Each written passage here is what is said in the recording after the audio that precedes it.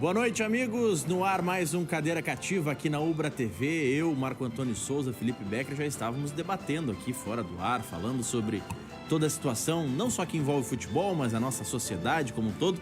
E o Felipe Becker estava me perguntando antes do programa se a escalação que ele recebeu ali no grupo de WhatsApp, a projeção que fazem com o Sarrafiore no time titular, se é a projeção do time do Inter para logo mais 9h30 enfrentar o Palmeiras. E sim, a informação que toda a imprensa está divulgando amplamente é de que o Inter vai sim preservar diversos jogadores, deixar no banco de reservas. O Galhardo, por exemplo, é um dos jogadores, e é no Galhardo que eu vi a maior parte, na figura dele, que eu vi a maior parte das críticas nas redes sociais dos torcedores do Inter. Poxa, mas se sabia que o Galhardo não aguenta a sequência de jogos, por que deixar ele tanto tempo contra o Botafogo? Se poderia fazer algo diferente, o jogo já estava encaminhado com o 2-0. Por que não preservar ele ao longo da partida com o Botafogo e preservar ele contra o Palmeiras? Eu sei que uma situação é fato. É difícil definir quem tem a razão e qual é a estratégia correta. Porque tem muito analista que pega o resultado depois da estratégia e quer dizer que deu certo ou deu errado. Vou pegar o caso do Grêmio. Quando o Grêmio foi a Fortaleza enfrentar o Ceará, o Grêmio preservou os jogadores. Muitos nem levou na delegação, que é algo que não me agrada. Não só porque o Jorge Jesus usava os titulares ou algo do gênero, mas porque eu acredito que boa parte dos jogadores conseguiria pelo menos 30 minutos, os mais importantes ao menos, e que não estejam tão desgastados, poderiam estar ali no banco, poderiam contribuir caso necessário. O Grêmio abriu mão do jogo com o Ceará, pensando em garantir os pontos contra o Corinthians 3 dias depois, aqui em Porto Alegre. Acabou que empatou lá, empatou aqui. Então, a gente pode dizer, e alguns disseram, poxa, mas abriu mão de 3 pontos contra o time mais fraco, colocou um time para empatar, e contra o mais forte, com mais tradição, acabou tendo dificuldades e também empatou em casa. Quem pensa nessa linha de que contra os mais fracos tem que ir com os titulares e preserva ou troca pontos com os grandes, que é o que normalmente acontece, não pode criticar o Inter. Contra o Botafogo, o Inter foi com o que tinha de melhor, foi com as principais peças. E agora, contra o Palmeiras, que ganhar, empatar ou perder em São Paulo são resultados absolutamente normais. Não é um resultado impossível, não é um resultado improvável jogar com os titulares e perder. Não é o resultado impossível jogar com os titulares e empatar, assim como também não é proibido, mas menos provável jogar com os reservas e ganhar. Mas são 3 resultados possíveis e amplamente colocados como viáveis. Ninguém faz uma crise por perder para o Palmeiras em São Paulo. O Renato, em 2016, na Copa do Brasil, na Vila Belmiro contra o Santos, ele botou todo o time reserva, surpreendendo todo mundo. E muitos defenderam exatamente isso. Bom, se jogar com os titulares contra o Santos na Vila e perder é normal. Se jogar com os reservas e perder também é normal. Acabou buscando pontos lá naquele jogo na Vila Belmiro. Essa estratégia do Inter me agrada um pouco mais. Especialmente, Felipe Becker, se ela é embasada no tal do teste do CK ou nos outros testes clínicos que são realizados, e certamente são. Porque foi contra o Atlético Goianiense no Beira-Rio que o Inter também teve essa mesma situação, também preservou vários titulares e começou com um time bem descaracterizado. E naquela oportunidade, a assessoria de imprensa não confirmou, mas os dirigentes, inclusive antes do jogo, confirmavam. Isso aconteceu por causa do tal do teste do CK, pelo alto índice que indicava o exame de possibilidade de lesão. Se é embasado nisso, Felipe, eu concordo. E acho que a estratégia de ter pelo menos os titulares no banco, ela pode ser interessante para o decorrer da partida. O que te parece, Felipe? Boa noite. Boa noite, Maurício. Boa noite, Marco. Eu critiquei contra o Atlético Goianiense e vou criticar de novo. Né? O Internacional está dando uma possibilidade de manter uma posição de cima da tabela. Né? Tem jogos teoricamente mais fáceis para jogar depois. Eu acho que não pode perder uma oportunidade. O Internacional pode chegar lá e ganhar o jogo, como tocou 3, o Atlético Goianiense, pode empatar, resultado normal. Mas, teoricamente, vai perder uma oportunidade de fazer um bom resultado e se manter em cima da tabela. como líder, o que é importante para o Internacional, né? Até porque depois pode fazer 2, 3 resultados bons também e conseguir, mantendo o pelotão lá em cima e começar as outras competições mais tranquilo. E é impossível o testezinho lá, todo mundo todo mundo tá com problema de futura lesão, a lesão mais recente que vai ter. Eu sou completamente contra. E outra incoerência é que o Sarrafioli é um jogador que eu não tinha mais nem visto ele e vai jogar, né? Então eu pode dar certo, pode ganhar, mas eu mantenho minha posição. Eu sou contra fazer isso. Ainda sou contra. Eu me irrito com isso, sinceramente me irrito. O provável time, Marco, até para a gente conseguir fazer um debate, a gente vai falar muito do jogo de hoje, vamos projetar também o Grêmio, as contratações, o Grêmio está próximo de algumas contratações, o Inter também está no mercado. O provável time do Inter para logo mais: Lomba, Rodinei, Moledo, Cuesta e Moisés. Então até a linha de defesa é reserva, então você não tem aqui... Mas o Zé Rafael está lesionado, realmente... Esse está lesionado, mas você tem o lateral direito reserva, porque é o Saravia, o titular. Você tem um titular ali, que é no lado direito você tem os 2 reservas, porque o Moledo é reserva, e no lado esquerdo você tem, de certa forma, 2 titulares, porque é Cuesta e Moisés. No meio, Johnny, Nonato, que estava arquivado. Johnny também. O Johnny mais ainda, mas o Nonato, que muitos queriam como titular, estava arquivado. Johnny, Nonato, Patrick e Praxedes. Dá para colocar o Patrick como titular, porque está sendo mais titular nesse momento. Marcos Guilherme e Sarrafiori. É uma equipe bem descaracterizada. Marcos Guilherme, tudo bem, ele entra, ele joga. Ele é o 12º jogador. Sarrafiori, sinceramente, eu não entendo por quê. Eu lembro, se não me engano, foi com o Praxedes que isso aconteceu, mas isso acontece em todos os jogos, e com todos os treinadores, com qualquer tipo de jogador. O Praxedes, em um jogo que estavam os titulares, ele entrou no decorrer da partida, e no jogo que iniciaram os reservas, acho que foi contra o Coritiba, ele ficou no banco. Então, ele é a opção para quando os titulares estão em campo, mas quando os reservas começam, em alguns momentos o técnico muda a opção, ele não passa a ser a primeira opção para aquela posição e tudo mais. Mas, enfim, é um time que a gente vai debater um pouco mais na sequência.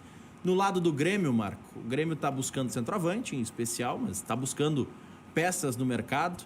Vou te repassar a pergunta do Leudo, inclusive, Leudo Costa, na nossa transição do Conexão para o Cadeira. Você acha que o Grêmio está empilhando contratações e está fazendo errado, ou está investindo corretamente, aplicando bem o dinheiro que adquiriu com a venda do Everton? Boa noite. Boa noite, meu caro telespectadores. Boa noite, Felipe. Boa noite, Maurício. Olha, eu sobre o time do Internacional, eu não sou a melhor pessoa para falar. Eu só estranho essa colocação que é feita. Eu sei que isso vem acontecendo, do Moledo ser reserva, porque o Moledo é um jogador que nos Grenais sempre nos incomodava muito.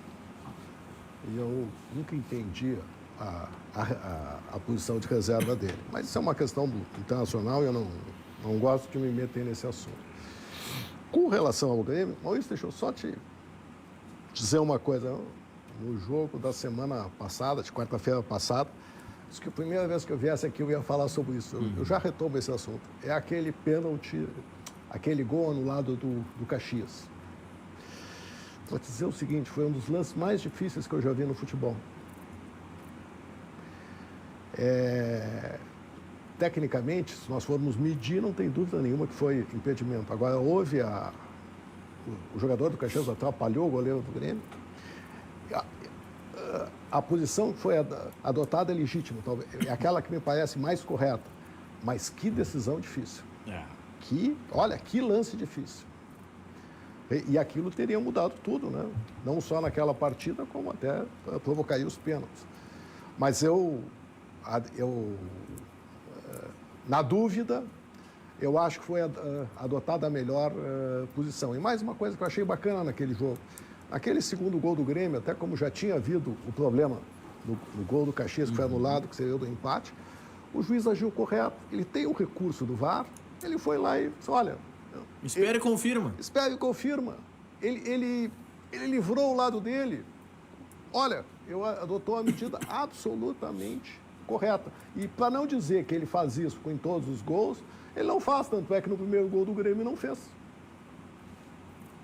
Mas eu achei uma posição correta, achei boa arbitragem. Não entendo. Outro dia eu vi uma crítica do... Eu tinha visto aquela crítica do D'Alessandro às arbitragens e à própria federação. Olha, me desculpe, isso não é papel do jogador fazer. Isso é uma coisa que se tem que haver crítica, a crítica tem que ser institucional. E agora viu uma crítica do Cudê dizendo que a Federação Gaúcha é uma vergonha. Isso que é isso? Isso que é isso? Onde é que nós estamos? É um exagero, né? Não, só um pouquinho, não pode fazer. Ele não pode dar essa opinião. Essa opinião é uma opinião que, se for dada, tem que ser dada institucionalmente. Isso me lembra, sabe o quê? Aquele técnico do River que veio aqui, e não foi por isso que o Grêmio perdeu, não estou dizendo. Mas o cara está suspenso, não pode entrar no jogo. É a mesma coisa que nós colocarmos um jogador suspenso na partida. Não pode, simplesmente não pode. Isso é que é irritante nessas coisas. É a casa da mãe Joana. Vai fazendo, tudo pode. Agora, com relação a esse ponto que tu falasse de empilhar contratações, é difícil, porque o Grêmio realmente tem essa carência do centroavante. E aqui eu vou dizer uma coisa que muitos gostam e muitos não gostam. Saudades do Cruel. Não, é o centroavante que está nos fazendo falta. E vou dizer uma coisa, com toda a sua... toda aquela... Ele é um jogador rude, vamos dizer assim. Não sei se mais rude do que o centroavante, jogou no Internacional, foi tricampeão brasileiro. O Dadá? O Dadá. O Dadá é um jogador tosco. Tinha uma excelente colocação. Mas, tecnicamente, ele não é um jogador brilhante. E vou dizer mais. O Jael tinha uma característica. Quem não gostava dele, em todos os jogos daquela Libertadores que ele entrou, inclusive lá no Mundial, quando ele entrou, foi onde o Grêmio teve o melhor momento do jogo. Encaixou melhor, Encaixou melhor. E nos 2 jogos, nas semifinais, a mesma coisa. Olha, é um jogador que faz falta. Tem 2 jogadores que eu sinto falta no Grêmio. Claro, que o nosso eterno goleiro Marcelo Groy, de quem eu sou fã, sempre fui, aliás. E tu é testemunha, Maurício. Quando vinham aqui criticar, eu sempre o defendia. Quando ele tomava pau na 0 hora, o Marco Antônio vinha aqui e defendia todo jogo. Todo jogo. E mais, escrevi uma crônica sobre isso, dizendo que com aquela defesa que ele fez, foi na semifinal, né? Lá na Argentina. Não, na semifinal foi contra o Barcelona lá no Equador. Aquela defesa do... Isso. Aquela plástica. Do Ariel. Isso. Que aquilo deve ter... Então, um cronista muito maldoso. Eu vou dizer o nome dele, Paulo Santana. Muito maldoso. O que ele fez com os jogadores do Grêmio não se faz. O que ele fez com o Iura, o que ele fez com vários jogadores não se faz. Aquilo deve ter feito muito mal para ele e que, infelizmente, ele não estava aqui para ver a vitória pessoal do Marcelo Groy, que ele tanto criticou. Mas, Jael, Marcelo Groy. Quem são os centroavantes que, na verdade, tem disponíveis? O Kleber, esse pareceu bem naquele jogo contra o Grêmio, foi bem, o jogo aéreo bem. Estava disponível, porque agora completou o 7º jogo, exato. já não está mais, só para a temporada que vem. E ele jogou todos. Ele está fazendo bastante gol. Ele fez bastante gol nessa temporada, velho. Na verdade, ele surgiu do interior. Ele também não tem tanta amostragem, né? Pois E eu vou completar o que tu disse. Jogador que nem o Jael tá difícil no mercado. É verdade. É verdade. Muito difícil. É verdade. Se tu olhar o perfil para contratar, tu não consegue um jogador que nem ele hoje. E é um jogador... Eu concordo contigo nas tuas... Não gosto de me meter no terreno do vizinho. Mas é como eu concordo contigo do Marcelo e do Jael, eu acho que tu tem plena razão. Não, e sabe o que acontece? Eu já ouvi aqui no programa mesmo. Não, se está contratado, pode ser escalado. Que bom, é um jogador...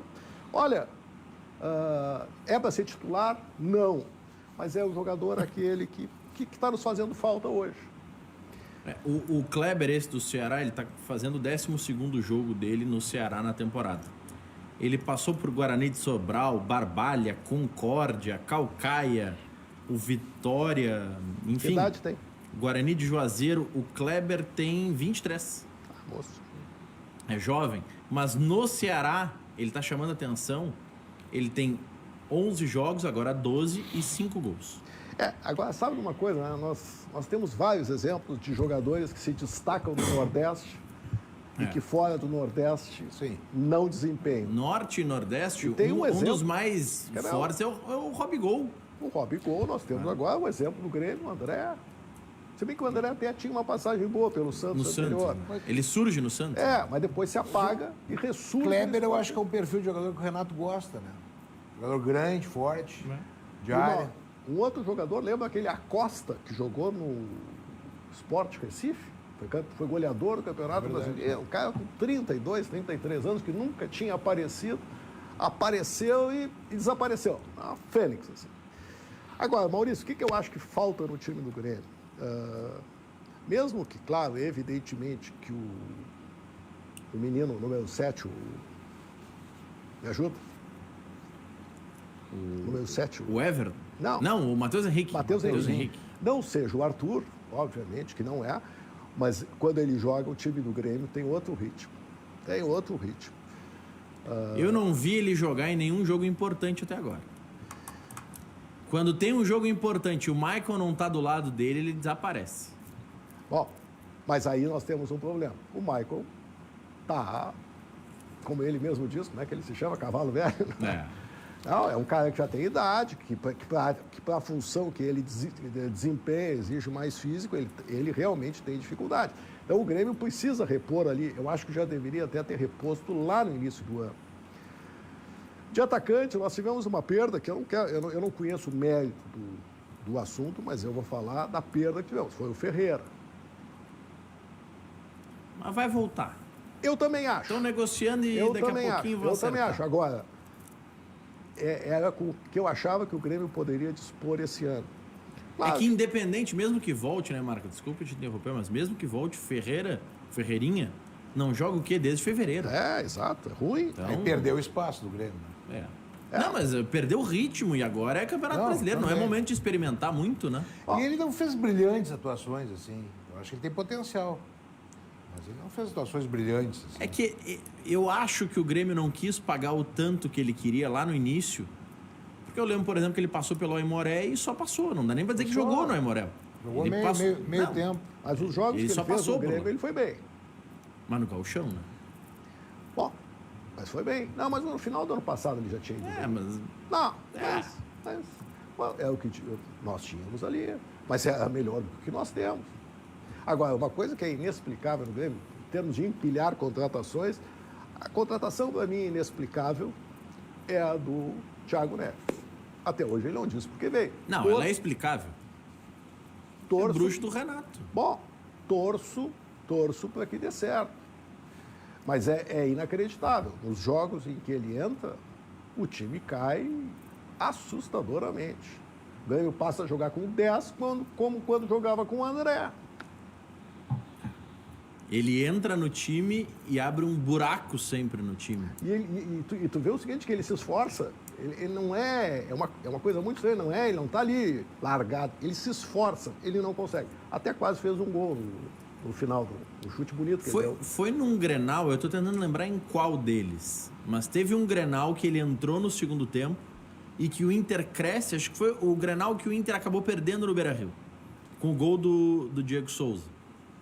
Naquele Grenal, quando ele entra, quando o Thiago Neves Todos entra, os jogos que ele mas aquele jogo foi muito emblemático pelo seguinte, Marco, o Grêmio estava melhor que o Inter até o Thiago Neves entrar.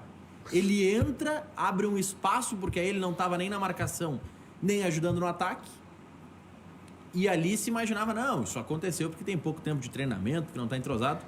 Não passou ainda.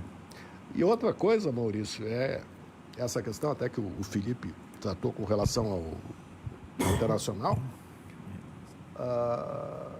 O jogo do Fortaleza é um jogo que é mais emblemático, como tu disseste, por uma questão, é o segundo ou terceiro jogo da temporada, do reinício da temporada.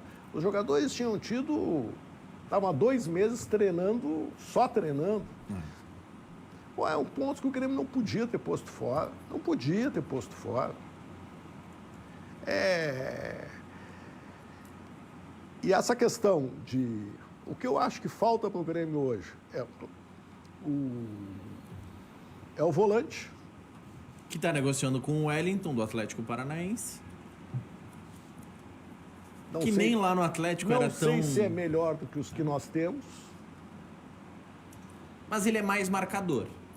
Porque sempre, todo mundo que faz análise, a gente pode pegar um a um os volantes do Grêmio, eles são mais segundo homem do que primeiro homem. Verdade, verdade. Tu joga com Maicon e Matheus Henrique, são dois jogadores pra frente. Lucas Silva e Matheus Henrique são formatações que já aconteceram. Também são dois jogadores para ser segundo homem. Verdade. Então, o Darlan também sai bastante. Enfim, eu acho que a busca pelo Wellington é por ter um primeiro volante. Que é o que me... Porque aí eu não sei, Marco, tem o seguinte, né? A gente tem que, para fazer análise do time do Grêmio, o Grêmio era um com o Everton. Então, quando tinha o Everton no time, todo mundo assumia que o Alisson era o cara que voltava mais e o Everton era o cara mais à frente. Tu não tem mais o Everton, não tem mais essa amarra. Tanto que, seguidamente, o Alisson tá na esquerda, depois volta para a direita, eles já não guardam tanto posição. Se este terceiro homem do meio de campo não guardar posição, o Jean-Pierre não guarda a posição, também não é tão rápido para voltar na marcação. O Michael não consegue voltar, tu tem que ter um primeiro volante, né? Tá bem, concordo contigo. Acho que por ter essa característica de ser o primeiro volante... Eu acho que ele é um jogador que serve, Maurício. Primeiro volante, regular, jogador regular, né? Que não tem aquela obrigação de criar, né?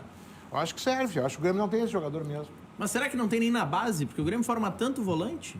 Aí eu não sei. Tô falando do jogador em si.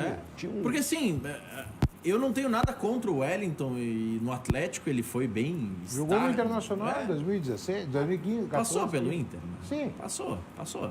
Mas no caso do Wellington... o problema, Marco, de uma contratação estilo Wellington é a que preço? Ele não vai vir ganhando 100 mil, ele vai vir ganhando bem mais.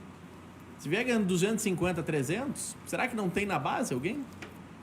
Tinha aquele menino que eu falava sempre, mas eu acho que ele não é primeiro volante, não é? O Vitor Bobsin?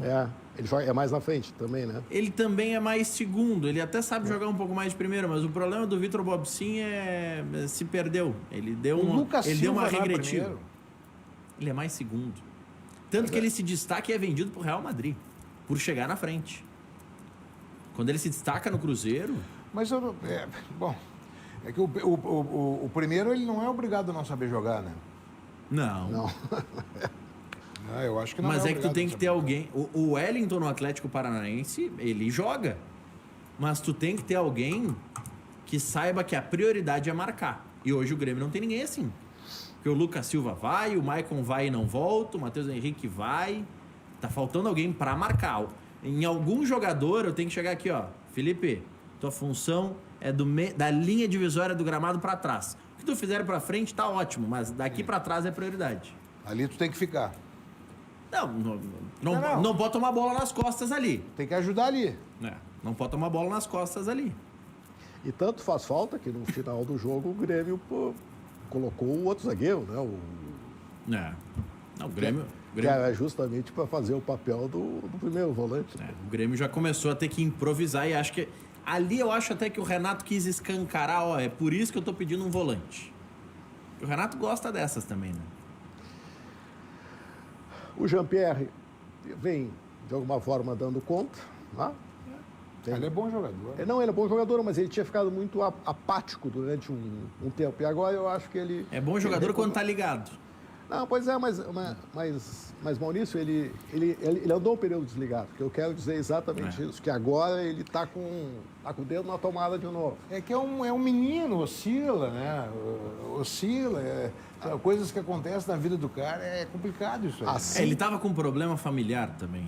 Assim como o PP Se lembrar, o Everton, quando começou, ele oscilou muito também. Muito. Para jogar foi uma briga. Tanto é que o Pedro Rocha que foi o titular. O Renato não botava o Everton de jeito nenhum. Exato. De jeito E nenhum. olha, o PP é muito parecido com o Everton. Hein? Tu te lembra que o Everton ele não conseguia definir, né? Não, lembra que ele era jogador Fazia de tudo, não segundo fazia tempo. gol. É. Ele era jogador de segundo tempo. O Everton era aquele jogador, ele voltava muito na marcação e quando ele chegava na frente ele estava sem energia, sem potência, ele não conseguia concluir bem.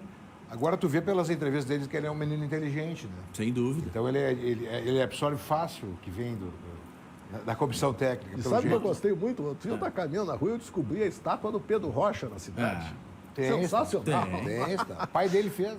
Ah, foi o pai dele. O pai dele mandou não fazer sabia, e colocaram. não sabia. Tem a Bacana, estátua do bacana. E até do o Pedro lugar Rocha. onde está é um lugar simbólico, né? O lugar da antiga Baixada. Exatamente, foi colocado ali nas bacana. imediações do Moinhos de Vento, ali do Parcão. Isso. Para isso. Deixa eu atender o pedido de 2 telespectadores extraordinários. Vocês vão entender o porquê que eu vou atender esse pedido de ambos. O primeiro é o Adair Vasconcelos Miller, que é um telespectador que participa todo dia na nossa live do Facebook. Tá de aniversário hoje, tá pedindo pra gente mandar um parabéns. Então, parabéns, Adair. Parabéns. Obrigado pela audiência, porque mesmo aniversário, aturar essas malas aqui, eu e o Rex especialmente, é difícil. Mas... Especialmente, viu, Maurício? Ô, Felipe. Porra, não. Tu não percebeu, Marco? Não, ficou Aturar bem. essas malas. Eu e o Rec, especialmente. Pô, o Rec começa a cantar aqui, mano. E o cara aguenta. É bravo. É difícil. Não, tem dia... Quando ele vem com o cartãozinho vermelho aquele, então. Não, até cartão tudo bem, mas O quando ele cara- começa a cantar, aquele fica assim, Os difícil. cartões ele largou, né? Bom, não fala muito que daqui a pouco ele te dá cartão, porque eles estão assistindo lá na Rádio Grenal, viu? E aqui, ó. Bruno Soares me encaminha uma mensagem de nada mais, nada menos do que Lauro Quadros. Tá na nossa audiência. Ó. Lauro, tá fazendo muita falta que tudo isso passe logo para você participar aqui conosco, ou pelo menos que chegue no ponto que você aceite o Vitor Grunberg, para pelo menos montar lá o Skype pro Lauro poder participar, porque tá fazendo Dois muita craques. falta. Lauro é craque e o Vitor também é craque. Também. Craque. 2 cracaços, da O família, Vitor né? vai ser presidente internacional um dia. Tem Certeza potencial. disso. É um menino que tá crescendo muito. No início, a primeira vez que o Vitor esteve aqui no programa, a gente dizia, é neto do Lauro Quadros. Agora a gente diz, não, o Lauro é que é avô dele. Então, o Vitor também é uma excelente figura. E o Lauro Quadros manda o seguinte. O Bruno manda o seguinte. Lauro Quadros pede para você perguntar ao Marco quem é o poderoso chefão. Sabe que essa é uma história bacana. Lá em 1973, meu pai, o Renato Souza,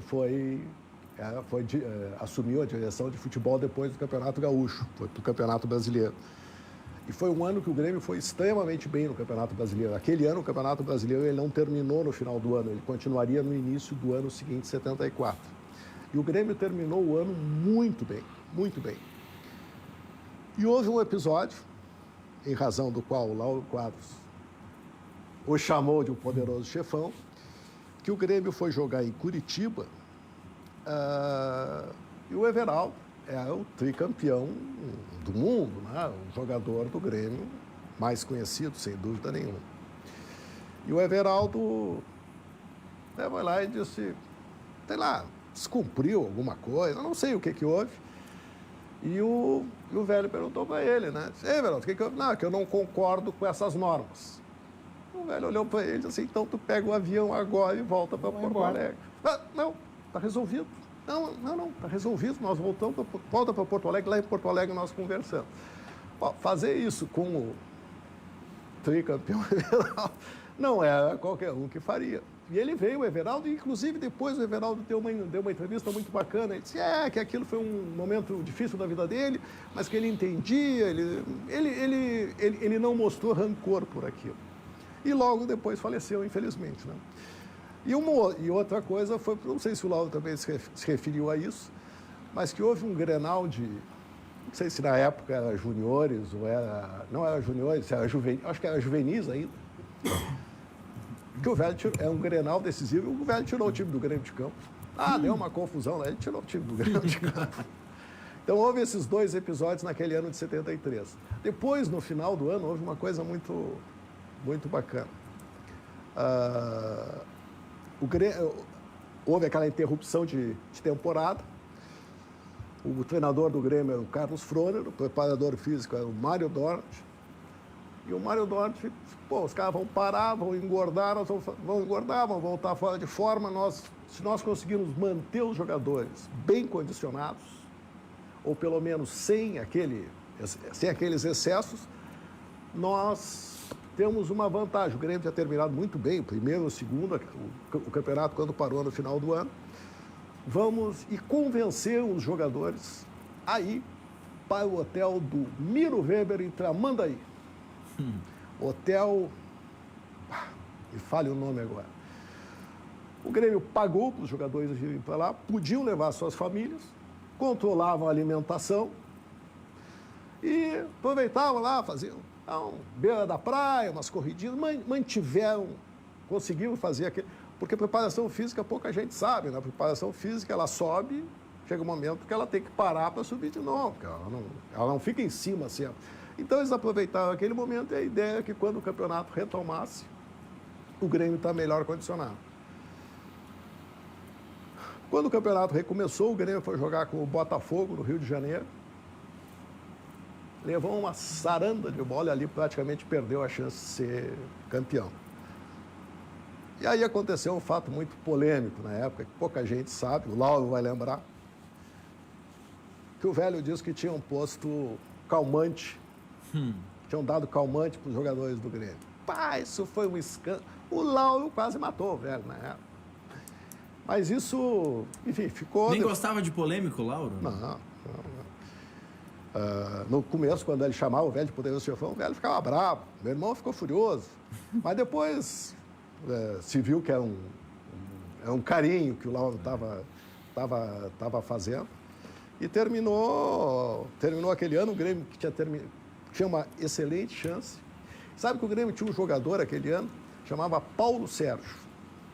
Era um número 10, que ele tinha 23, e nunca tinha jogado futebol antes. Ele veio para o Grêmio, ele era de Bagé, se não me falha a memória. Era um cara que tinha uma boa condição de vida, era fazendeiro.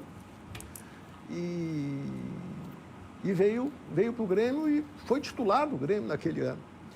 E depois eu fiquei sabendo que, infelizmente, ele era um cara que tinha condições, ele tinha um moinho de arroz, tinha um engenho de arroz, e ele estava no engenho com um poncho, o poncho enrolou na correia do moinho e ele terminou teve uma fratura, né? E faleceu muito jovem. Então, aquele ano tem muitas lembranças,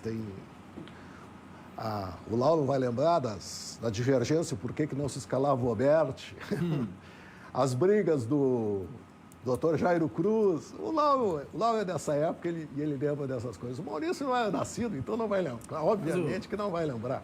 Mas foi um período interessante, muito interessante do futebol, e que o Lauro era muito, muito atuante. Ele era um dos principais jornalistas da Rádio Guaíba. E aí eu vou lembrar ele uma coisa que eu tenho certeza que ele vai... Aliás, desse mesmo ano, 1973. Olha aí, Lauro. O juiz olha o seu cronômetro e nós o nosso. Começou a partida. O eterno Pedro Pereira. Quando começava a narrar os jogos, eram todos assim. O juiz olha o seu cronômetro e nós o nosso. Começou a partida. Nesse mesmo ano, Pedro Pereira faleceu. Olha, eu estava a 10 metros na minha frente da onde ele faleceu, um acidente impressionante. Lauro Quadros, que é aniversariante do mês, né? 19 de setembro, completa 81. Parabéns, Lauro já está na regressiva dos 90, porque o Lauro é regrado. Então eu sei que o Lauro já está na regressiva para os 90, mas... Mas quantos remédios será que ele está tomando? Não, pô... Não, o Lauro é famoso. Não, o Lauro é famoso pela quantidade de remédios que toma. Pergunta aí pro neto dele se não é verdade. Vamos ver. Não, o Lauro daqui a pouco com certeza vai participar aqui, vai mandar uma mensagem pro Bruno, vai ligar pro Bruno. Lauro que, olha, 2020 eu acho que uma das coisas que nós aqui no Cadeira Cativa mais temos a lamentar é porque a gente não conseguiu ter mais o Lauro Quadros participando conosco. Participava frequentemente, pelo menos uma vez por mês, mas aí com a pandemia acaba tendo dificuldade. O Lauro está prestes a completar 81 anos e logo vai estar aqui conosco, seja por Skype ou aqui no estúdio. Tá um guri, né? Tá um guri. Não, o Lauro tá melhor que eu. Muito melhor que eu, mas muito melhor que eu. Sabe que eu ouvia muito... Quando eu ia pro pro colégio, nós morávamos em Ipanema e nós íamos pro colégio e na volta, programa esportivo, rádio Guaíba. Começava com o Sérgio Jockman, que terminava o seu comentário, Lauro, não vale chorar, hein? Pensem nisso enquanto eu lhes digo até amanhã. Terminava todos os seus comentários assim. E depois vinha o comentário do Lauro, enfim, do Ranzolin, enfim. E eu sempre ouvi o Lauro. Eu passei, sei lá, 2, 3 anos ouvindo o Lauro. E o Lauro tem uma voz que não combina com o físico dele, né? Ele não é uma pessoa grande, mas ele tem uma voz que eu imaginava um cara de 2 metros de altura. Né? E a primeira vez que eu vi o Lauro, eu disse, não pode ser. Não pode ser, essa voz é de outra pessoa. Mas essas são as coisas. E um trabalho muito bonito que ele faz é o trabalho na frente do Instituto do Câncer Infantil. Isso realmente é fenomenal, é um negócio muito bacana. Sem dúvida. É fenomenal como é Lauro Quadros. Estamos com saudade, viu, Lauro? Olha aqui, ó. Algumas atualizações do Campeonato Brasileiro. Tem bola rolando e tem gol já. Gol do Fluminense. 1-0 contra o Atlético Goianiense. Fluminense tá brigando lá na parte de cima. Tá incomodando um pouco, né? O Fluminense é a grata surpresa desse começo de campeonato, né? Porque é um time que, antes do início, se nós fizéssemos uma lista do grande candidato ao rebaixamento, ele certamente estaria nessa lista. E o Nenê é o grande jogador do Fluminense. Né? O Fluminense... 34, né? 35 anos. O Nenê, de Nenê não tem mais nada, né? Só o apelido. É o melhor em campo de todos os jogos. O Fluminense está chegando a 13 pontos em 7 jogos. É uma boa pontuação. O Inter tem 15 pontos em 6. O São Paulo... Tu tá dizendo que o Internacional vai perder hoje? Não, o Inter tem 15 em 6. Então, o Inter vai entrar em campo agora pro 7º jogo. Se perder, vai ficar com 7 com 15. Pô, tu já tá secando, mano? Eu não. Pô, mas eu falei que... Felipe, pode dar um correntinho. Eu falei que o Inter tem 15 pontos em 6 jogos. Pode chegar a 18. Por que não? Não pode, Felipe? Pode. Não acreditas com o Sarrafiori no ataque que vai chegar a 18? Eu tenho que acreditar. Se eu não acreditar, eu não olho o jogo. Eu quero ver se o Sarrafiori fizer o gol da vitória. O que você... mas eu vou ficar feliz, mas eu não posso achar que isso é certo, entendeu? Vou ficar feliz. É que o Sarrafiori chama atenção, né, mas Felipe? não é só a questão do Sarrafiori, é questão do conjunto da obra. Eu sei exatamente o que tu está sentindo, Felipe, porque faz pouco tempo se falou em ressuscitar o André no Grêmio. Bom, eu quase surtei. Né? Não se falou em... Quem falou em ressuscitar o André foi Renato Portaluppi. Informação de bastidores que já foi trazida ao ar e eu reforço para teu espanto, Marco Antônio. Renato Portaluppi questionou a direção do Grêmio no meio da pandemia. Quando voltar, posso utilizar o André? Resposta da direção: sob sua conta e risco. Nós não vamos avalizar. Se a comissão técnica assumiu o risco, fique à vontade. Mas erraram redondamente. Erraram redondamente. Mas alguém diz não para o Renato? Mas para aí, não, mas... Alguém diz não para um homem que tem uma estátua? Ué, o Pedro Rocha também tem uma estátua. Ué. Mas não na esplanada da Arena. Mas tem num lugar muito mais emblemático. Onde tudo começou. Mas aí o Marcos esculhambou com a estátua do Renato. Não, mas é só botar outra estátua do Renato lá no mesmo lugar. Só comparou. Não. Quando eu pergunto, vai dizer não para quem tem estátua, ele comparou o Pedro Rocha. Diz, não, o Pedro também Os dois têm estátua, a comparação é só essa. E o Renato foi infinitamente melhor jogador e mais importante. E como treinador... mas o Pedro Rocha foi fundamental naquela Copa do Brasil que começou essa série, né? Que começou e que consagrou o Renato. Importante isso. Um dos motivos do sucesso do Renato como treinador foram aquelas atuações do Pedro Rocha. Que, aliás, ele continua lá no Cruzeiro. Flamengo? Ele foi pro Flamengo, né? Flamengo. Mas ele não tem destaque, né? O último jogo ele jogou. Mas não é... Ele não é titular, né? Eu acho que ele não vai ser mais aquele Pedro Rocha.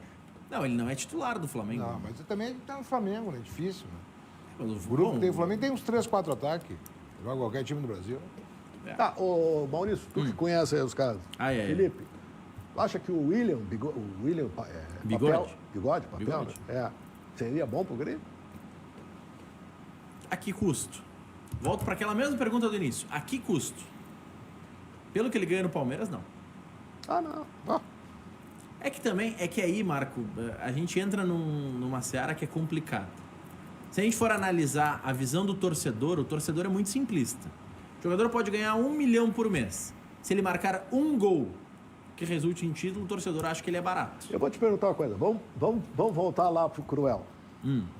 Os argentinos que jogaram no Grêmio aqui, o Pirata, Barcos. Barrios, o outro...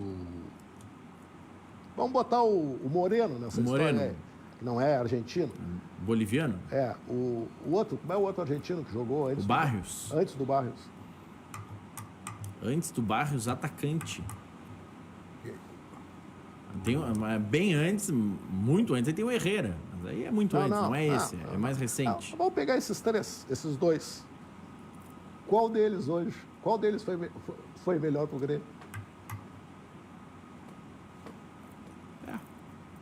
O Barcos e o Moreno foram os primeiros a sair quando o Grêmio começou a limpa, né?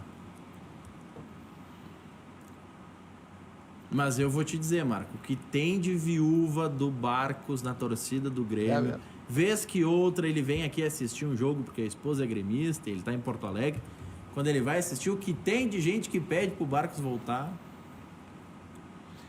Não, sabe que foi, pra mim, assim, foi bom jogador, mas O outro jogador que você estava assistindo, acho que é o Brian Rodrigues. Não, esse não. Esse não não quer deixou lembrar. saudade. Esse não deixou. É o Brian Rodrigues no Grêmio e o Ariel no Internacional. É verdade. E ainda por cima, Felipe, ele erra aquele gol que consagra o Marcelo Groy. Pô, até essa é demais. É verdade. É, porra. Não, e o Jael até gol de falta Agora meteu. nós hein? comentamos Grenal, aqui, cara. não tem um perfil do Jael no mercado. Não tem. É, exatamente. Para contratar, não tem. Tu querias um Jael no Inter, Felipe? Eu gostaria. Eu acho que é um jogador para ter no grupo muito Jogador bom. de área, brigador, corajoso, Forte. segura o zagueiro, não deixa o zagueiro sair. Eu acho baita jogador, não. Claro. Mas o jogador que serve. Claro que serve. Não, e para determinados jogos é o jogador que cabe. Mas ele resolveu um monte de problema no Grêmio. Mas é um monte claro. de jogo. Mas é claro. Não vamos ser hipócritas, né? Porque não tinha status. Mas não eu era... quero te dizer uma coisa. É o jogador Bom mais jogador. tosco do que foi o Dario. Sim, baita. Goleador. Resolveu o problema do Inter. Não, do Inter, do Flamengo, Sim, não, claro. do Atlético Mineiro. Tô falando no meu, né? Não, mas onde ele jogou, ele resolveu. E sabe que ele queria muito jogar no Grêmio? Que é confusão aí. Não, mas mas ele jogou em tantos Se clubes. queria, o que eu vou fazer, né? Centroavante. Centroavante foi o rei, né? É. O Reinaldo, aquele. Pô, o cara jogava sem os meninos. O cara é uma máquina. Tem muita história, né? E como tá difícil buscar jogador no mercado, né? Estou impressionado mesmo. Não fazem mais jogador. Os mais ou menos vão para a Europa. Mas não fazem jogador nem nas bases dos clubes, né? Sim, mas isso que eu estou te dizendo. De né? jeito nenhum. Eu não sei se o videogame está atrapalhando, o celular, o que acontece, que não se cria mais jogador de futebol. Não tem mais. Alguns dizem que é a falta de campo de várzea, ou que é a falta de hábito. É difícil, né? O que mais me preocupa, Felipe, pegando esse gancho que você falou do videogame, é o que o futebol brasileiro passa de dificuldade para essa nova geração. Não para mim. A minha geração é uma geração que ainda gosta muito de futebol. A geração mais jovem do que a minha, para assistir o Inter ou o Grêmio, é só no pay-per-view. Tem 10 jogos no ano na TV aberta. Jogos importantes. O resto é tudo pay-per-view. Para assistir o Barcelona, o Real Madrid, o Manchester City é quarta e domingo. No canal fechado ali na Fox, na ESPN, no Sport TV, que já é caro para conseguir assistir esses canais. Ainda para assistir a dupla Grenal tem que pagar mais o pay-per-view, que é mais caro ainda. Essa geração atual, a mais jovem que a minha, tá no videogame. Tá jogando PES, tá jogando FIFA. Aí no videogame, uma das franquias, vamos dizer assim, que é o FIFA, tem os direitos da Libertadores, mas não tem os direitos dos nossos clubes. Então não pode colocar os nomes dos nossos jogadores no videogame. A outra franquia tem dos clubes, mas não de todos. Então o Palmeiras vira o São Paulo Barra Funda. Como é que tu vai criar uma identidade, uma identificação? Como é que vai te aproximar deste torcedor online se os clubes não são criativos, não sabem licenciar suas marcas para essas grandes franquias de jogos. Com todo respeito, o Campeonato Brasileiro tem... Aí, naquela linha, a Libertadores está no FIFA. O Campeonato Brasileiro está no PES. Só que o PES é menos vendido que o FIFA, mas paga mais. O que vale a pena? A gente está focando em dinheiro ou focando em ter torcedores? Isso é um debate que a gente faz direto no Internacional. Como vender melhor o clube? É? Porque Inter e Grêmio, cada um tem 6 milhões de torcedores. E tu tem 120 mil sócios. Tu não consegue... Nós estávamos discutindo lá no aplicativo lá, as vantagens, aquela, desconto e tal. Eu tenho 5 mil pessoas... Gigante de vantagem. Gigante de vantagem. 5 mil pessoas baixaram o aplicativo. Entendeu? Então, o que De está faltando? 120 mil que podem participar. Por que está faltando para nós Mas tem que ser conseguir? sócio para participar ou o torcedor pode participar? Não, tem que ser sócio. Tem que ser sócio. Mas dentro da base de 120 mil, será tem que nós não 5 estamos mil. conseguindo vender aquilo ali? Será que não conseguimos passar? Né? Olha, eu Não sei, é um debate que está se fazendo. Eu encaminhei para o Grêmio uma coisa que eu achei encaminhei para a diretoria, tanto para a presidência do conselho quanto para a presidência do clube, uma coisa que me pareceu absurda. Os sócios continuaram pagando mensalidade, certo? E Não boas houve- mensalidades. Né? Não houve jogos por um bom período. Pô, no primeiro ou segundo jogo que o Grêmio teve era só no pay-per-view. Pô, não pode, com todo respeito, não pode. O torcedor tem que ser respeitado. O Mas sócio sabe por tem que ser o clube respeitado. aceita Não, isso? Eu vou dizer o seguinte, tinha um contrato anterior. A situação que sucedeu ao contrato, ela é completamente diferente. O clube tinha que ter brigado para que aquele jogo passasse de uma forma não onerosa. Passaram 5 meses cobrando mensalidade. Nós, o Grêmio, nós passamos cobrando mensalidade, acho que o Internacional fez a mesma coisa. Mesma coisa. O pay-per-view cobrou durante o período, durante 5 meses que não teve jogos.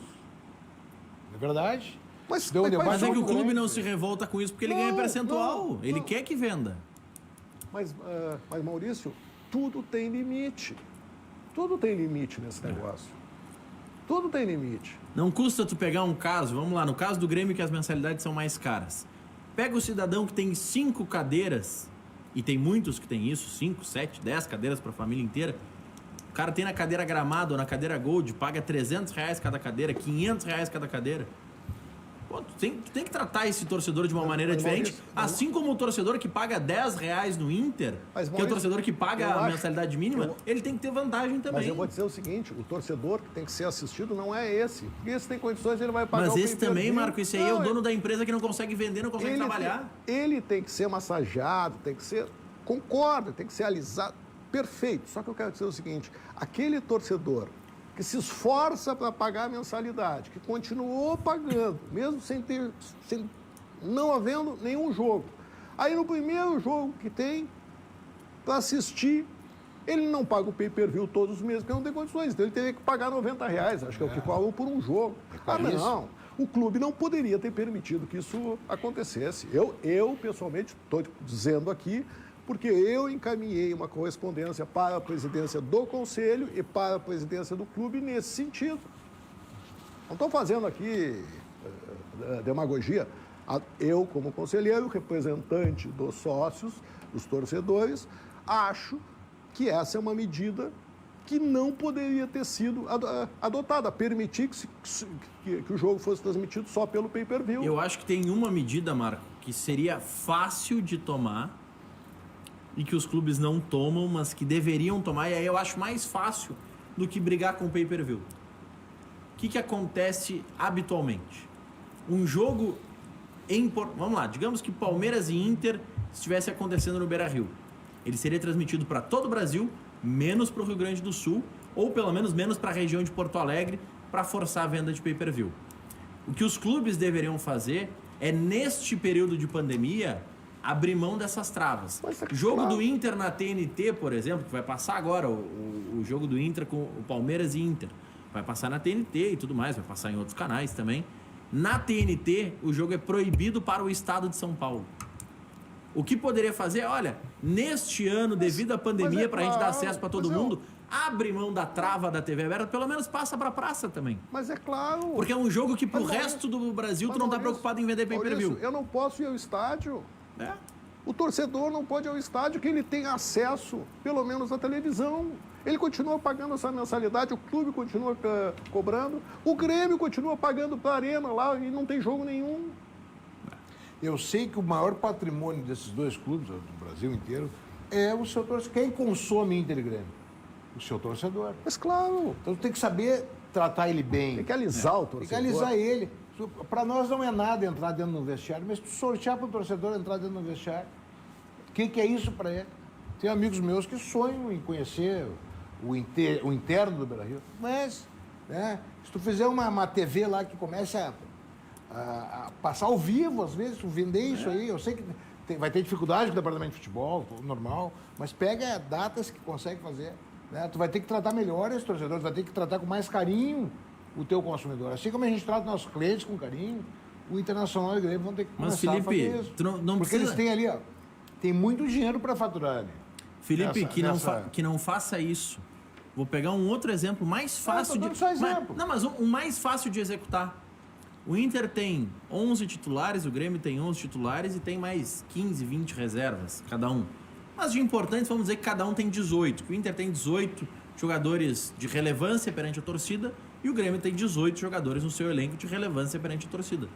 Por que Grêmio e Inter não organizam uma live? A gente tem as lives aí das coletivas, que os repórteres fazem as perguntas e tal. Por que não pode organizar uma live com 200 torcedores ali, sócios, que 5 perguntas, 10 perguntas sejam respondidas e que o cara pelo menos dê um afago para esse sócio, converse um pouco com o torcedor.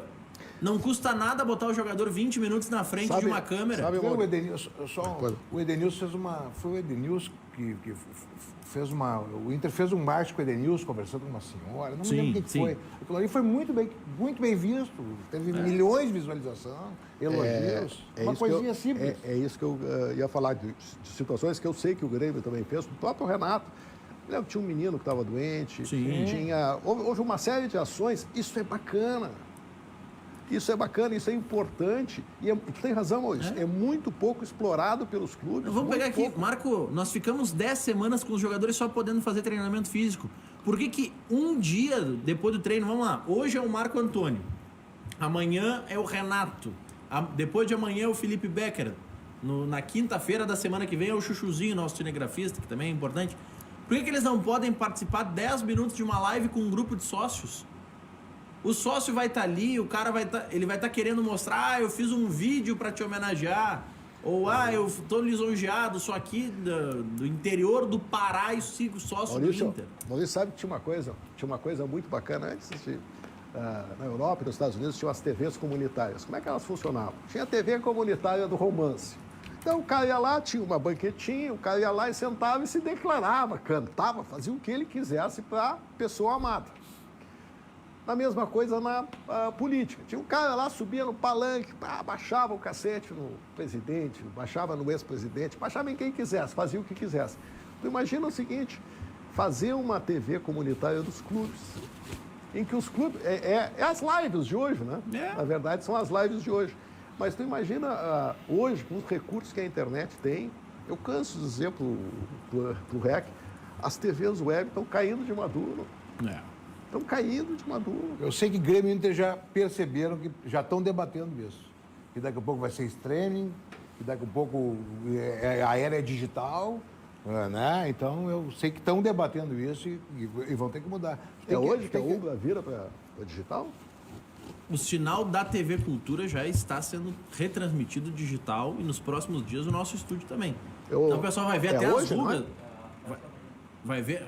Nos próximos dias... amanhã, o Chuchu está dizendo que é. Nos próximos dias vai... Amanhã. Nos próximos dias isso já vai estar rolando. Vocês vão poder ver as rugas do REC, vão poder ver tudo. Tem que cuidar mais agora, né, Marco? Eu não entendi aquele negócio que tu dissesse lá no começo, como é que ele falou nos gurizinhos, ele adora falar em gurizinho, eu não sei que história médiozinho por médiozinho fica com gurizinho, para valorizar a base. É que ele gosta disso, né? Ele gosta de valorizar a base, gosta de valorizar os gurizinhos, ele é... Hoje, um dos gurizinhos do REC participa aqui conosco também, o Bruno Soares, nosso produtor, tá com ele na jornada esportiva. Haroldo, REC e Bruno Soares. Pô, você tá sendo maldoso, velho. Não, o REC lançou o Bruno. Ele te no lançou mercado. também, tu também já fosse gurizinho. Faz tempo. Isso aí já não sou mais gurizinho faz tempo. Mano. Ele, disse que ele te trouxe lá do Paraná, não foi? Não, eu fui daqui pra lá. Eu ia com... Olha, como dói falar isso. Saudoso Edgar Schmidt. Eu ia junto com o Edgar pro Atlético Paranaense. O Edgar acabou tendo os problemas de saúde justo naquela semana. E acabei indo eu pro Atlético. Fiquei 1 ano e meio lá. O Edgar não conseguiu ir para tocar o projeto junto. Sabe que eu lembro do Cadeira Cativa na TV Guaíba com o Edgar, né? Os... Sim, eu também. O REC conta com frequência. Na época do Edgar, o nível de relacionamento com os jogadores era tão diferente que o REC vinha jogar um clube em Porto Alegre, o REC ia com o carro dele no aeroporto e buscava até o Roberto Carlos para ir pro estúdio da TV Guaíba, lá no Morro, para participar do programa. Que idade teria o Edgar hoje? Acho que o Edgar, o Edgar era da turma do Lau. Mas ele era novo. Mas 70 e poucos. Acho que era 7'4". Não, mas hoje que idade ele teria? Acho que 7'8". Não, 70. Ele faleceu nesse mês passado, agora 10 de agosto, com 70 anos. 70 anos, era novo. Era Porque jovem. ele foi contemporâneo do Lau na Rádio Guaíba. Agora que mudou muito, né? Hoje tem assessor de imprensa, tem hoje os caras não deixam os caras respirar mais. Felipe, vou te dizer o seguinte, eles gostaram dessa história da coletiva virtual. Você não tem nem contato mais próximo com o jogador. Tranquilo. O REC gostava de pegar os jogadores no pátio, agora... Isso tu esquece, não vai ter mais. Cada vez vai ter mais um... O que nós estávamos falando para que nós estávamos falando para ficar mais perto, cada vez vai piorar. O REC gostava de pegar os jogadores do pátio? Sim, ele entrevistava todo dia no Repórter Esportivo, tinha uma entrevista. Tem que explicar, porque tu conta aí que o REC Não, mas para gostava... bom entendedor, meia palavra Mas basta. que tu começa a falar em gurizinho. que ele gosta de gurizinho. Depois tu diz que ele pega os jogadores no pátio. Que ele é padrinho do Bruninho. Aí Não, depois Bruninho, o termo Bruninho já é teu, Felipe. Não, mas isso aqui ficou Mas tu que é da família do REC, depois, pode... não, eu não sou parente dele, sou cunhado. Depois tu pega e fala um negócio de pegar gurizinho. Tu é cunhado do REC? Sou. Porra, que azar. Depois tu começa a dizer pegar gurizinho no pátio, fica até chato. Não falei pegar Mas gurizinho só um no pouquinho. pátio. Não. Tu é casado com a irmã dele ou ele é casado com a tua irmã? Eu sou casado com a irmã dele. Mas tu é que fosse atrás da família aí, né? Foi entrar na família do REC.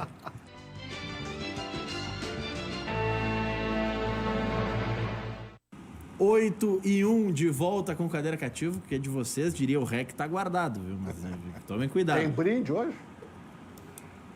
Mas quem tá recebendo o brinde hoje são os nossos telespectadores, de contar com a sabedoria de vocês. Bom, e o REC aí, tu e o REC, que recebe esse dinheirama todo aí dos patrocinadores, não vão nos dar nenhum brinde. Vamos cobrar o Rogério e o Lohan lá da Fábrica Fantástica, que daqui a pouco sai, sabe como é que é, né? Tá chegando o fim de ano, já tem que começar a preparar os brindes. Eu quero saber se propaganda inteligente. Aquela doutora não veio mais? Não. E o... Também não. E o outro remédio aquele, como é o remédio aquele? Não, também não. Como é o nome daquele remédio? Não sei. Não sei de qual especificamente. O Marco quer me complicar hoje, viu, Felipe? Não, olha sabe, aqui, ó. Felipe? Que antes ele fazia o seguinte. Ele fazia propaganda de um remédio que revigorava os velhos. E logo em seguida ele fazia de uma funerária. Quer dizer, o velho levantava e caía Deitava. duro. Sabe como é que é, né? O REC ajuda a levantar o morro. E depois aqui, ajuda ó. a enterrar. Intervalo de jogo, Ceará 1, Fortaleza 0. Foi o Vina que marcou o gol do Ceará e o Charles, volante, que deu o passe e assistência pro gol. Também no intervalo, Fluminense 1, Atlético Goianiense 0. Fluminense teve um jogador expulso, eu vou buscar aqui quem foi o atleta. O Hudson foi expulso. E o Goiás, no finalzinho do primeiro tempo, tá perdendo em casa pro Corinthians. Corinthians 1, Goiás 0, em Goiânia, os jogos que estão em andamento. 8h30 começa Botafogo e Curitiba. Também às 8h30, Atlético Paranaense e Bragantino. Igualmente 8h30, Bahia e Flamengo. Naquela ideia de forçar a compra do pay-per-view. 9h30 tem Palmeiras e Inter, Santos e Vasco da Gama. Amanhã tem Grêmio e Sport Recife. Atlético Mineiro e São Paulo. Quem é o técnico do Goiás agora? Já tem técnico? O Goiás tinha trocado recentemente, eu vou buscar se confirmou aqui já um novo técnico. Vamos lá. Quem estava lá era o Ney, né? Ney Franco estava lá. Eu me lembro que eu sei que Nem caiu. Franco não agora. foi para lá. Eu não vi Dá uma olhada aí. eu não vi se ele chegou a estrear já, ou está fazendo a estreia agora, mas Ney Franco é nome mais do que comum no Goiás, né? O Ney Franco foi o demitido e foi o Thiago Largue para lá. Foi pro Curitiba, né, Franco? Foi? Não, pro Curitiba foi o Jorginho. O Jorginho. O Jorginho junto com o Pelaipe. Isso aí. Especularam o Celso Roth em determinado momento, mas acabou que foi o Jorginho ao lado do E o Pelaipe. Lisca segue no América. Segue. Hoje era Lisca contra a Gel. Pô, Que loucura, né? Ganhou o vamos, Lisca 2-1. vamos buscar aqui também os jogos da Série B. Já teve esse jogo que citou o Felipe, o América 2-1 no CSA. E daqui a pouco, 9h30 também, tem Brasil de Pelotas e Cruzeiro. Jogo em Pelotas. O Brasil tem 3 empates e 2 derrotas. O Brasil Zona de está numa rebaixamento. situação complicadíssima na Série B. É que o Brasil vem só tentando se manter porque está fazendo obras, estágios novos. É que daqui um pouco cai. Aí, para voltar é difícil. O Brasil tem que abrir o olho. O Juventude arrancou bem e agora está no meio da tabela, que é o que permite o elenco do Juventude. O Juventude hoje é o 11º com 9. Eu pensei que o Juventude eu pensei que ia dar mais o Juventude. É que o Juventude, ele começou bem a competição, ele começou com 2 vitórias, né? Sim. E na terceira rodada enfrentava o Paraná Clube em Curitiba e teve, se não me engano, 5 ou 6 casos de coronavírus. Sim. Inclusive o técnico estava com coronavírus. Aí desanda a maionese, porque aí são 2 semanas sem poder treinar. E aí, enfim, tu perde o conjunto, tu perde a sequência de vitórias, é mais complicado, né? Mas o Juventude está no meio da tabela, tem 9 pontos, 7 jogos, 2 vitórias, 3 empates e 2 derrotas. Já o Brasil está na zona de rebaixamento, tem 3 pontos com 3 empates, esses jogos realizados, são os 3 empates. Claro, o Brasil, se ganhar, o Brasil vai a 6, passa o próprio Cruzeiro. e o Cruzeiro, como é que tá? O Cruzeiro tem 4 pontos, porque o Cruzeiro partiu com menos 6, né? E perdeu o clássico. Então, o Cruzeiro tem 4 pontos, 6 jogos, 3 vitórias, 1 empate, 2 derrotas. Por isso que chega no 6, porque estaria com 10, mas tem 6. O América deve estar lá em cima na tabela. O América é o terceiro com 14. Ah, grande Lisca, hein? Ganhou hoje do Argel. Grande Lisca. CSA. Sabe que o Lisca é meu primo, né? É, gosto muito dele.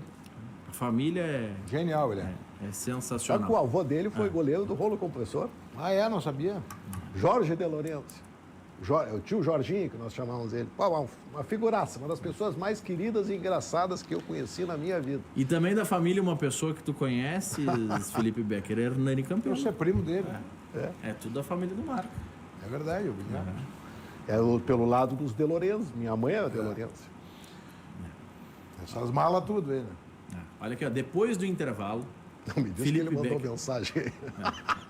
Depois do intervalo, Felipe Becker vai falar sobre a eleição do Inter. Eu já ouvi falar uns 8 nomes de candidato e acho que vão surgir mais nomes ainda.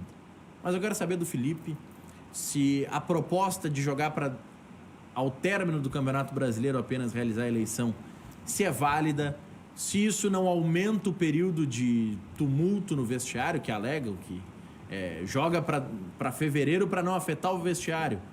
Mas ficar especulando por tanto tempo não afeta mais ainda o vestiário? Felipe vai falar sobre isso na sequência. E do Marco eu quero saber o que pode fazer o Grêmio. Porque, ok, o Grêmio é tricampeão gaúcho, mas não está convencendo nos últimos jogos. Vem de uma sequência de empates no Brasileirão, ganhou o título do Caxias mais do que merecido, é bem verdade, mas também a gente pode dizer que de 4 confrontos para o Caxias, perdeu 3. Só que o que ganhou com score suficiente para ser campeão gaúcho. Acende-se um sinal de alerta? Não acende? O título dá uma melhorada no ambiente? O Kahneman está correto em falar que o Grêmio tem muito sim que melhorar e tem que pensar primeiro em si e não ficar olhando muito para a tabela, para quem está na frente, quem está atrás? Enfim, depois do intervalo a gente fala. 8h10 de volta com o nosso Cadeira Cativa. Daqui a pouquinho eu elenco todos os candidatos à presidência do Inter. Os que eu já ouvi falar, o Felipe Becker, que está nos bastidores do clube, pode saber até mais candidatos do que eu. Mas Um dia tinha um cara com a boca ali no álcool gel. um Léo Jorge da vida é capaz de querer umas gotas de álcool gel ali, Não, né? Léo Jorge encara. Léo Jorge encara. Léo Jorge é... Tendo álcool, qualquer coisa vai bem. Mas aqui, ó, Felipe. Alexandre Chaves Barcelos. Alessandro Barcelos, que é o homem do futebol do Inter. Roberto Sigman.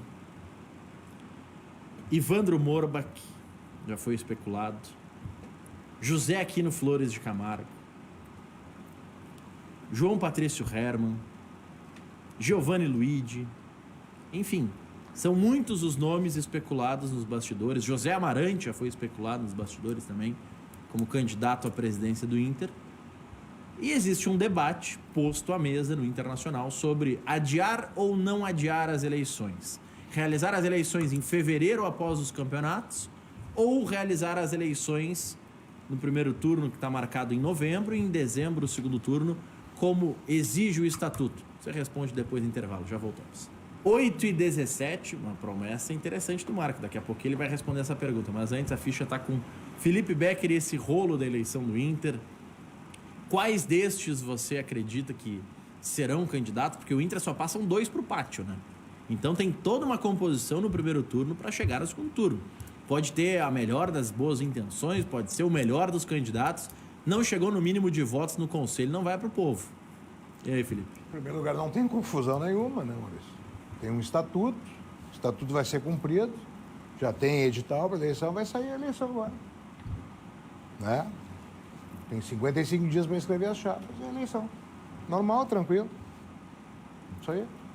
Você acredita que o Alessandro, por exemplo, pegar um nome que está cogitando concorrer, o Alessandro vai conseguir seguir no futebol na atual gestão contra um candidato que também é da atual gestão?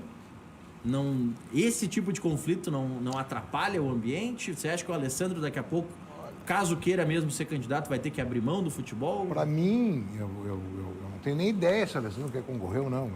Eu só ouvi falar por vocês, Quer? da imprensa. Não sei. Quer? Todos os candidatos que tu me diz, eu escuto, eu sou informado por vocês da imprensa. Eu não sei nada lá dentro do Internacional, não se fala em eleição agora. Agora, não atrapalha. Claro que não atrapalha. Tu acha que por que vai atrapalhar? O jogador quer saber se o salário dele está em dia, se ele vai ter as condições para trabalhar. Ele é funcionário do clube, gente. O jogador tem que cumprir o que determina a instituição. E não é o caso nem de, vai depender o meu futuro, porque os contratos são longos, né? Não, tem que renovar o cara que vai chegar lá, que vai ser o presidente, que vai ser o vice de futebol. Eles não são incipientes, né, cara? Eles têm que fazer o que tem que fazer. Não vejo problema nenhum de vestiário. O jogador é empregado do clube, o jogador recebe o salário, o jogador não é diferente de mesmo fazendo aquela coisa que o jogador é diferente, não sei o quê. Não é diferente, né? O jogador, ele estando bem no clube, ele tendo salário em dia, ele tendo condições para jogar, para treinar. É o que importa. É o que importa. Para mim, na minha concepção, é isso, mano. O Marco Antônio nos bastidores estava dizendo que já sabe quem é o próximo presidente. Presidente do Internacional, José Aquino Flores de Camargo. Agora, já? No próximo... Famoso Cabeça, meu contemporâneo de faculdade. Meu amigo. É um bom nome. Na verdade, todos os citados são bons nomes. Gosto muito dele, mas eu não sei se eu gosto dele para presidente do Internacional. Eu ainda não... O Marco está em campanha, hein? Não, o Marco está em campanha. Não, estou brincando. Não, eu sei disso. Tu gostas do Medeiros como presidente do Inter? Meu amigo. Mas... Aí eu vou voltar a minha... Acho que ele teve um bom início e está tendo muita dificuldade agora. Teve um bom início e está tendo muita dificuldade. Ele pegou um início difícil, né? Na Série B, um início Não, e vem bem complicado. uma coisa. Ele foi bem no momento mais difícil, mas talvez não tenha sabido contabilizar isso para um momento mais favorável. É difícil de fazer isso, não é uma coisa fácil de fazer. É que também, né, Marco, agora, sem brincadeira, sem sacanagem, a gestão do presidente Medeiros, aquilo que eu falei do jogador, se o jogador custa 1 milhão por mês e marcar o gol decisivo, o torcedor gosta. Na gestão do Medeiros, ele poderia estar com números piores até do que está. Se tivesse ganhado a Copa do Brasil Se ganhasse do ano aquele jogo passado. da Copa do Brasil, estava tudo tranquilo. É verdade. Assim como muitos defendem, e eu acredito nessa tese, só remexeram em 2016 no Inter porque caiu. Deixa eu te Porque falar a uma turma coisa. do deixa disso, sabe como é que é, né? Vai dizer pra mim, eu conheço muito bem o Grêmio. Deixa eu te falar uma coisa. Sabe que hoje faz 31 anos da conquista do Grêmio, da primeira Copa do Contra Brasil. o Sport. 2-1. O Grêmio saiu ganhando.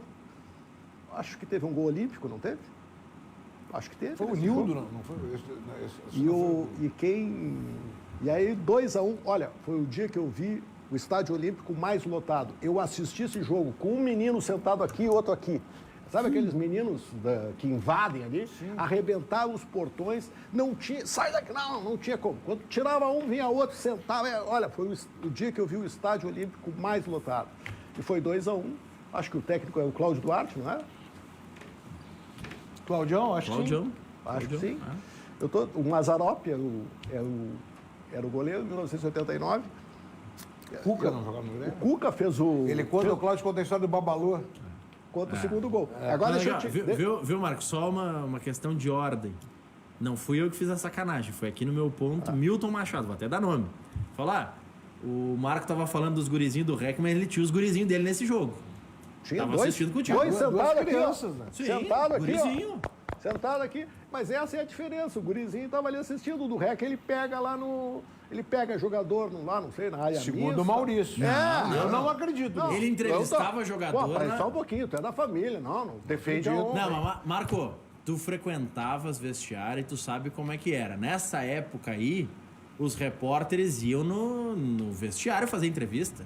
Com os caras pelados, quer dizer. Não sei, eu não peguei essa época. não pegar essa época. Sabe Eu não era repórter nessa época. Que tem de gente que gosta de vestiário impressionante. Tem. Deixa eu falar uma eu coisa aqui. fujo Dá de só- vestiário. Dá só um segundo. Eu quero mandar um abraço para duas pessoas muito queridas mesmo. O Luiz Fernando, tá vendo o SIC, estamos assistindo lá em Capão da Canoa. Paz da minha querida Fernanda. Beijo para vocês. Marco, e o Grêmio? O Kahneman disse, olha, a gente não tem que se preocupar muito com quem está na frente, a gente tem que primeiro melhorar o Grêmio. É por aí mesmo? Sem dúvida nenhuma. Agora, evidentemente que não é uma coisa de ficar no mundo abstrato das estrelas. O Grêmio tem que focar, corrigir internamente as suas deficiências. Eu acho que esse Campeonato Gaúcho, para mim, teve um gosto amargo. Eu não tenho vergonha nenhuma de dizer isso. Teve um gosto amargo. Ganhamos, bacana, ganhamos porque merecemos, porque fizemos o score, perdemos quando podíamos perder. Isso é uma coisa importante, que eu acho que o Grêmio tem um pouco essa cultura. O Grêmio perdeu quando podia perder. Quando tinha que ganhar, ganhou os Grenais, que foram decisivos, e ganhou o jogo importante do Caxias. Aliás, fez o mesmo que o Caxias fez há anos atrás com o Grêmio, que foi lá no primeiro jogo, fez o placar e depois amorcegou no segundo. Mesma coisa nesse... que o Grêmio devolveu aquela receita que tinha levado lá, décadas atrás. Mas esse é o futebol. Sou fã do Kahneman também. Acho que passa por aí, o Grêmio tem que corrigir as suas deficiências. Eu acho que tem condições de corrigir. Agora, sabe, Maurício, eu já repeti várias vezes aqui. Fora do vestiário, é muito difícil dar uma opinião sobre o time. Muito difícil. A gente não sabe o que acontece lá dentro, as questões pessoais que tem. Agora há pouco o Felipe falava de um jogador do Jean-Pierre, que tinha passado por problemas familiares. Sim. Isso influencia muito, então a gente não sabe, é muito difícil. Eu não gosto de falar de escalação, escalar bem, escalar mal, sem ter a informação completa de dentro do vestiário. Agora, tem algumas coisas assim que extravasam. É o caso do André. Bom, eu não precisava estar dentro do vestiário para ver o rendimento que ele tinha. Não foi em um jogo, foi ao longo de uma temporada. E que uma crítica que eu normalmente não faço a jogadores, que eu falei com relação ao Thiago Neves, mas que é um retrospecto do que ele vem fazendo até agora. Estou torcendo muito para que ele se destaque, para que ele faça aquele gol decisivo, aquilo que nós falávamos, que é o gol que consegue. Ele tem potencial para isso. Agora, Maurício, me deixa eu falar de novo numa coisa aqui que me deixa maluco no Grêmio.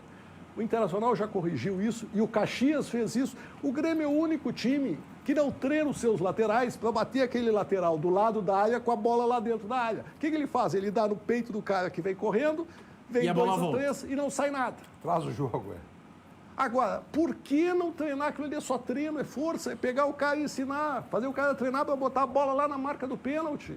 Aquilo ali se torna um lance de gol. Primeira coisa. Segunda, não é possível um time como o Grêmio, um cara como o Renato, que conhece futebol, que enxerga, bater os escanteios que bate. O aproveitamento... Olha, os caras chegaram... E falavam que era o Luan que não sabia bater, o Luan já saiu faz tempo. Aí agora, pô, pega o Thiago Neves, ele sabe chutar, né? Eu sabia, pelo menos. Põe ele para bater escanteio. E ficou 10 semanas só treinando sem poder ter contato. Então botava o cara lá na ponta e chutava a exaustão. Bolas por dia. Felipe, palpite pro jogo de hoje aqui em Marrocos. 1-1. Marco, quer dar palpite hoje ou no Grêmio amanhã? Tá pro Grêmio amanhã 2-0. 2-0 palpite do Marco. Amanhã a repercussão do jogo de hoje do Inter e seguiremos acompanhando a rodada. Até mais, boa noite.